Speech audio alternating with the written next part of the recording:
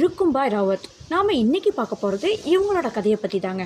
ஆக்சுவலாக 1884 இவங்களுக்கு கல்யாணம் ஆகுது. அப்போ இவங்களுக்கு வயசு 11 வயசில் கல்யாணம் ஆன இவங்க கணவர் கூட வாழ போக மாட்டேன்னு ஒரே பிடிவாதம் அவங்க அம்மா அப்பா கிட்ட.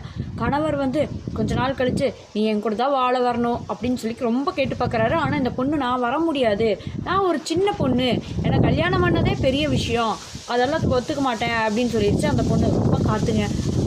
அப்புறம் அவங்க ஹஸ்பண்ட் என்ன பண்ணுறாரு, மும்பையில் இருக்க ஹைகோர்ட்டுக்கு இந்த கேஸ் எடுத்துகிட்டு போயிட்டு, இப்படி நான் ஒரு பொண்ணை கல்யாணம் பண்ணேன், அந்த பொண்ணு என் கூட வாழ மாட்டேங்குது, நீங்கள் வாழ சொல்லுங்கன்னு கோர்ட்டில் கேஸ் போட்டுறாரு. ஓகே அப்படின்னு கோர்ட்டு இந்த பொண்ணை கூப்பிட்டு, என்னம்மா உன் ஹஸ்பண்ட் கூட போய் வாழ்கிறியா இல்லை 6 மாதம் ஜெயிலுக்கு போகிறியா அப்படின்னு கேட்குறாங்க.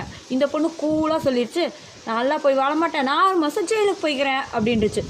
இது அப்படியே அந்த காலத்தில் ஹெட்லைன் ஃபுல்லாக நியூஸ் இதை பற்றி தான் ஃபுல்லாக பேசிகிட்டு இருக்கிறாங்க, நாடு ஃபுல்லாக பேசிகிட்டு இருக்காங்க.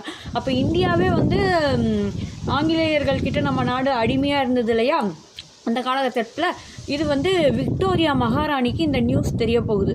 தெரிஞ்ச உடனே அந்த அம்மா ப்ரிசன்லேருந்து கூப்பிட்டு, ஜெயிலேருந்து கூப்பிட்டு, வாமா நீ உனக்கு என்ன ஆசை, படிக்கிறியா அப்படின்னு கேட்டிருக்காங்க. ஓகே நான் படிக்கிறேன் அப்படின்னு சொல்லியிருக்கு.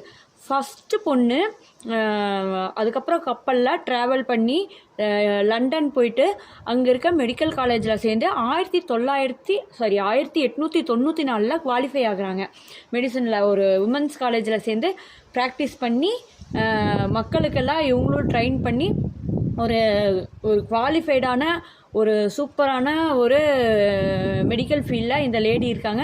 அப்போவே பார்த்தீங்களா, சைல்டு பிரைடுலேருந்து ஒரு டாக்டர் ஆகிருக்காங்க. இந்த பொண்ணுங்களுக்கு எப்போவுமே இந்த மாதிரி தைரியம் எல்லா காலத்துலேயுமே இருந்திருக்கு. இந்த மாதிரி தைரியமாக இருக்கிற பெண்கள் எப்போவுமே பேசப்பட்டுட்டு வராங்க இந்த காலம் வரைக்கும். இவங்களை பற்றி நான் படித்தோன்னே உங்ககிட்ட ஷேர் பண்ணணும்னு நினச்சேன். அதனால தான் இந்த வீடியோ.